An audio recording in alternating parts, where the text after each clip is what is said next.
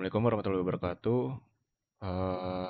Di sini kami akan mempresentasikan hasil kerja kami, yaitu perancangan aplikasi pemesanan tiket event, transportasi, dan akomodasi hotel berbasis multiplatform dengan REST API. Saya Salwa Fajar Triwibowo dengan NIM 233140700111023. Saya Amelia Eka Wulandari, NIM 233-140-700-111-1005. Saya Sofyan Bulilan Ardianto dengan NIM 233-140-700-111-1026.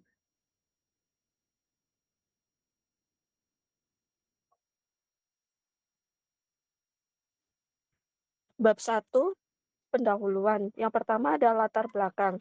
Seiring dengan meningkatnya kebutuhan masyarakat akan layanan digital yang cepat dan terintegrasi, proses pemesanan untuk transportasi, akomodasi, dan tiket event masih sering dilakukan melalui platform yang terpisah, menyebabkan ketidakefisien dan pengalaman pengguna yang kurang praktis. Permasalahan umum seperti antrean, informasi tersebar, dan kurangnya integrasi sistem menjadi hambatan utama. Aplikasi Tixgo hadir sebagai solusi terpadu yang menggabungkan pemesanan tiket acara, transportasi, dan akomodasi dalam satu platform berbasis Android dan website yang terhubung melalui REST API. Pengguna dapat melakukan pencarian, pembayaran, dan pemantauan pemesanan secara mudah dan real-time. Di sisi lain, penyedia layanan dapat mengelola layanannya secara mandiri melalui dashboard, dikembangkan dengan Laravel dan Android Studio. Xgo didesain untuk ekspansi sistem di masa depan, serta diharapkan menjadi platform digital yang praktis, aman, dan efisien bagi pengguna maupun penyedia layanan. Selanjutnya adalah rumusan masalah. Yang pertama, bagaimana merancang dan mengimplementasikan aplikasi pemesanan tiket untuk event, transportasi, dan akomodasi hotel dalam satu platform. Yang kedua, bagaimana cara mengintegrasi versi mobile dan web aplikasi menggunakan REST API untuk sinkronisasi data real-time.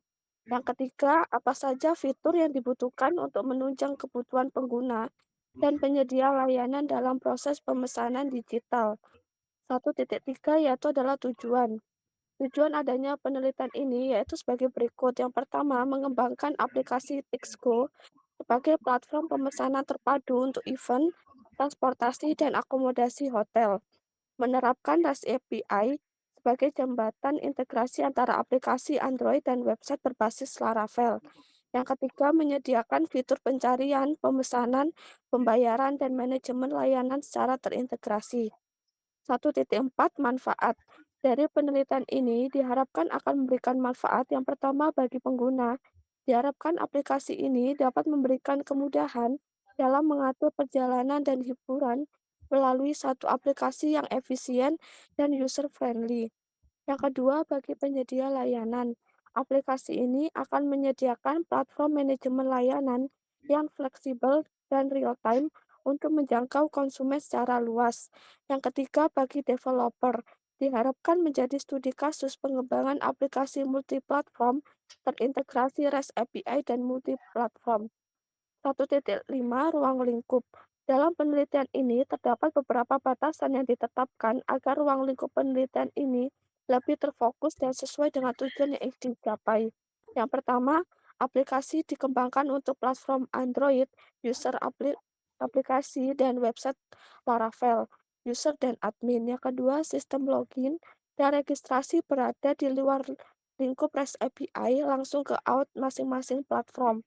Yang ketiga, fokus pada integrasi data event dan transaksi melalui REST API. Yang keempat, pembayaran dilakukan melalui simulasi tanpa terintegrasi dengan payment gateway real. Yang kelima, fitur manajemen layanan hanya dapat diakses oleh admin atau penyedia terdaftar. Soalnya pada poin 3.2 use case, dalam proses pengembangan sistem informasi pemesanan tiket Tixgo, penting untuk terlebih dahulu memahami interaksi antara pengguna dan sistem melalui pendekatan use case. Use case juga merupakan deskripsi fungsionalitas sistem yang menggambarkan bagaimana pengguna atau aktor berinteraksi dengan sistem untuk mencapai tujuan tertentu. Pada sistem TIX-Go terdapat beberapa aktor utama seperti pengguna umum, admin, dan penyedia layanan, yaitu yang menjadi event organizer, maskapai transportasi, dan pengelola akomodasi. Setiap aktor juga memiliki peran dan fungsi yang berbeda dalam sistem, seperti melakukan pendaftaran, pemesanan tiket, melakukan pembayaran, hingga pengelolaan data oleh admin. Use case diagram akan memperjelas relasi antara aktor dan juga fitur utama yang tersedia dalam sistem, sehingga menjadi dasar yang kuat dalam proses analisis dan juga perancangan sistem keseluruhan.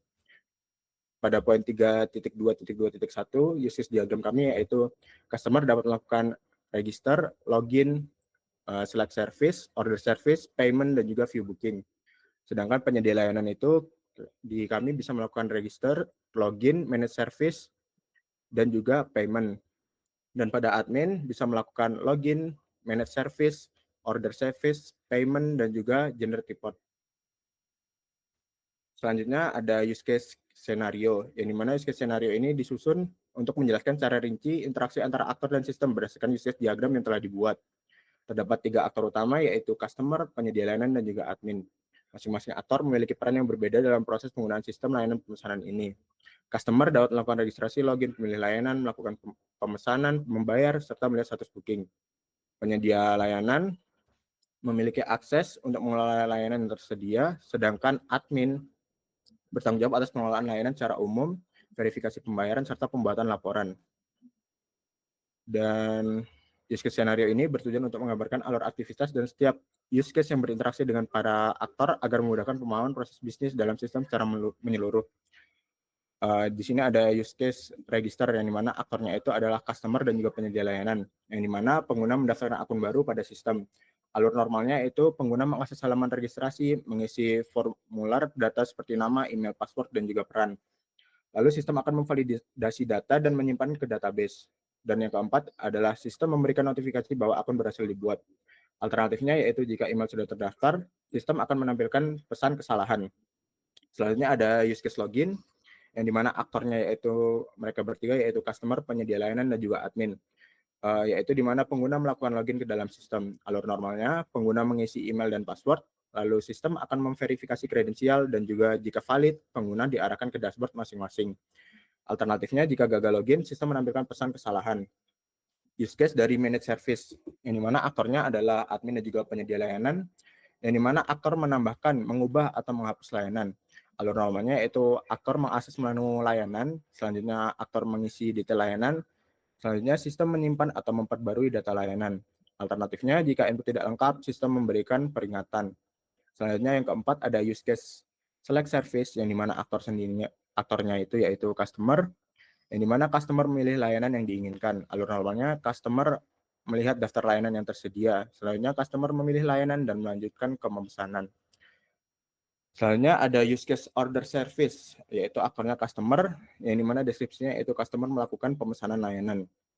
Alur normalnya setelah memilih layanan, customer akan disuruh mengisi detail pemesanan dan sistem menyimpan data pemesanan dan mengarahkan ke proses pembayaran. Yang keenam ada use case payment, yang dimana aktornya adalah customer dan juga admin, yang dimana customer melakukan pembayaran dan admin akan memverifikasi pembayaran tersebut. Alur normalnya yaitu customer memilih metode pembayaran dan mengunggah bukti. Selanjutnya admin akan memverifikasi pembayaran tersebut dan sistem memperbarui status pemesanan menjadi terbayar. Yang ketujuh ada use case view booking, yang dimana aktornya customer, yaitu dapat melihat status pemesanan yang telah dilakukan. Alur normalnya, customer akan masuk ke menu booking, selanjutnya sistem menampilkan daftar pemesanan beserta statusnya. Yang ke-8 ada use case generate report, yang dimana aktornya adalah admin, di mana generate report ini akan menghasilkan laporan dari data pemesanan dan juga pembayaran. Yang pertama, admin memilih jenis laporan yang ingin dibuat, selanjutnya sistem memproses dan menampilkan data dalam format tersebut. Mungkin itu saja dari saya, dan selanjutnya akan dijelaskan oleh Solihul Fajri. Oke, untuk selanjutnya kita akan langsung demonstrasi ke sistem sendiri, yaitu di sini saya pertama-tama akan mencoba back-end-nya terlebih dahulu untuk service provider dan admin. Di sini saya akan mencoba login sebagai admin. Bisa dilihat di sini ada total customer, dan total service provider dengan status bookingnya di sini bisa terlihat juga. Lalu ada status pembayaran. Di sini kita juga bisa melihat nama-nama customer. Lalu ada manajemen booking, di mana kita bisa melihat bookingnya seperti detail dan kita bisa mengedit statusnya di sini. Lalu di manajemen payment kita juga bisa melihat paymentnya secara detail ya, payment yang sudah dibuat oleh customer seperti ini. Lalu di sini juga kita bisa melihat detail dari service provider yang ada di sini, di mana company provider 1 dia daftar layanannya itu transportasi, jenis transportasi.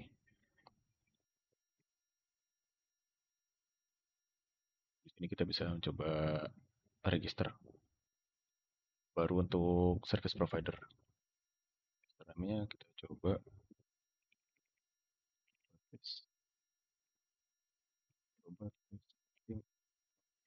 testing.com, passwordnya transport 3 transport. Nah, di sini kita sudah terbuat akun baru. Pertama kita bisa edit profile dulu. Sini company name-nya misalkan kita testing service provider. Responnya bisa asal bisa aja.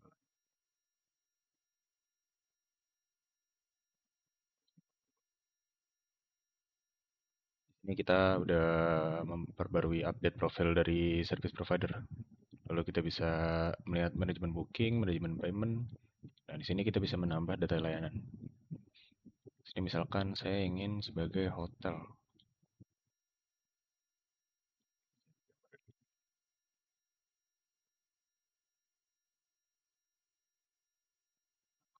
Hotel.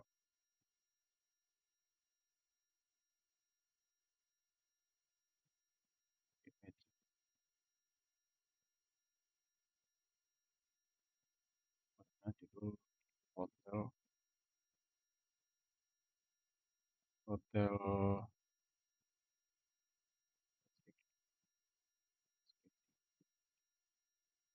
gitu.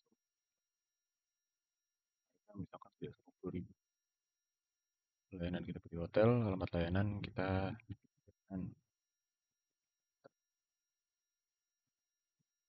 gambarnya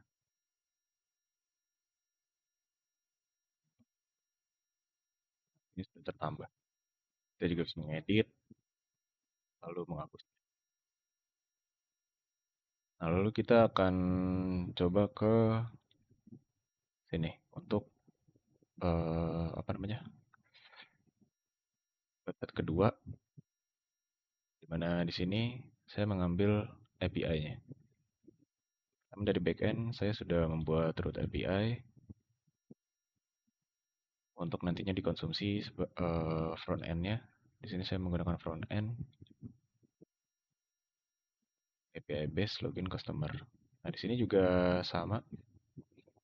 Pertama untuk root-nya di sini saya menggunakan controller out controller. Jika login biasa untuk admin sama service provider di sini saya menggunakan role, di mana nanti admin diarahkan ke admin dashboard dengan hak aksesnya dan service provider juga diarahkan ke dashboard provider. Lalu untuk login customer saya pisahkan logikanya dengan nantinya dia akan mengirimkan token untuk login autentikasi, lalu tokennya dikirim dengan tipe bearer dengan format JSON. Lalu untuk logoutnya nanti akan dihapus regeneration token. Nanti untuk loginnya nanti di regenerate lagi. Untuk tadi di backendnya itu sendiri di sini untuk fungsi registrasi hanya ada untuk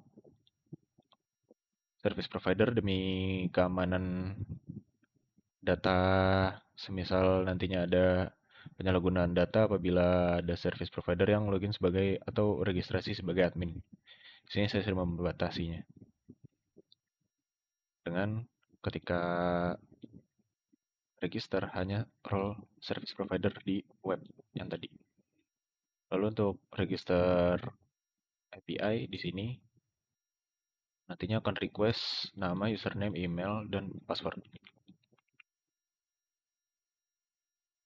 Lalu untuk nanti simpan ke tabel usernya, dengan secara otomatis role akan terisi sebagai customer.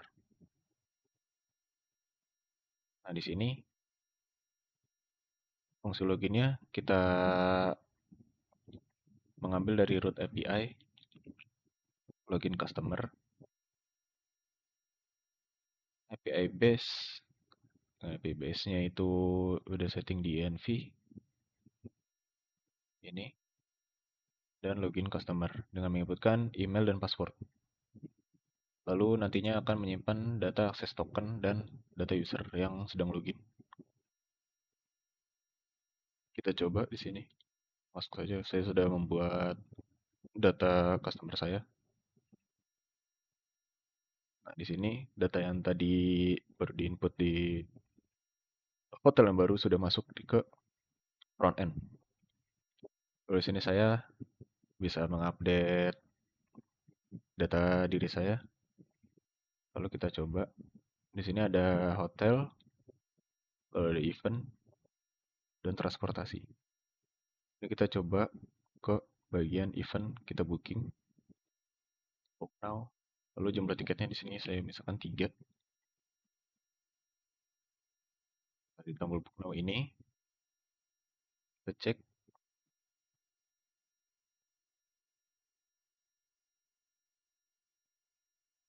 Kita cek di sini juga bisa. Ini juga pending dan pembayaran pending dengan status pending. Datanya sudah masuk dengan default pending.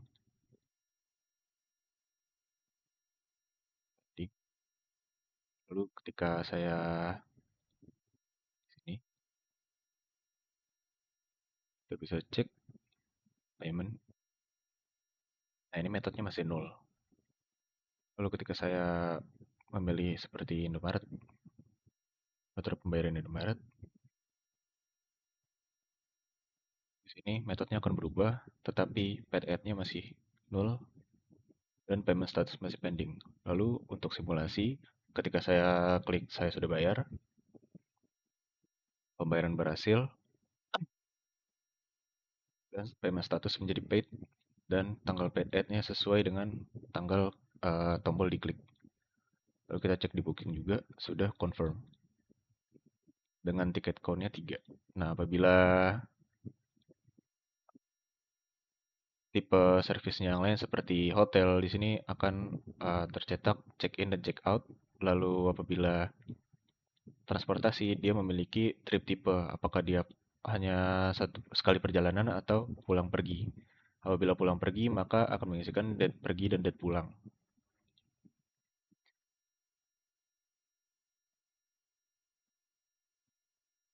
Nah, untuk mobile-nya itu sendiri, di sini saya login sebagai Fajri. Example.com.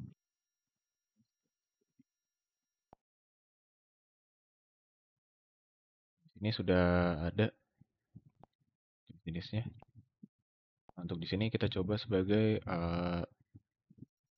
customer yang ingin mengorder tiket kereta. Di sini book now. Di sini ada pergi saja, lalu ada pulang pergi. Nah, untuk pulang pergi di sini akan menginputkan tanggal perjalanan dan tanggal pulang. Lalu apabila pergi saja hanya tanggal perjalanan saja. Kita coba tanggal pulang pergi. Tanggal perjalanan 21. Perjalanan pulang 28. Nah, otomatis dia akan mengkalikan 2 untuk tiketnya. Karena 2 kali perjalanan. Lalu di sini kita memilih metodenya. Masukkan metode C. Lalu bayar. Nomor saya sudah bayar. Payment is successful. Kita cek lagi di sini. payment-nya paid. Sudah terkoneksi dengan API. Ini saya sudah mengkoneksi dengan API-nya. Di out service-nya saya menggunakan login customer sama seperti front end yang tadi dengan mengkonsumsi data yang sama. Begitu pula untuk register, homepage, service detail, booking page, payment page, dan process page.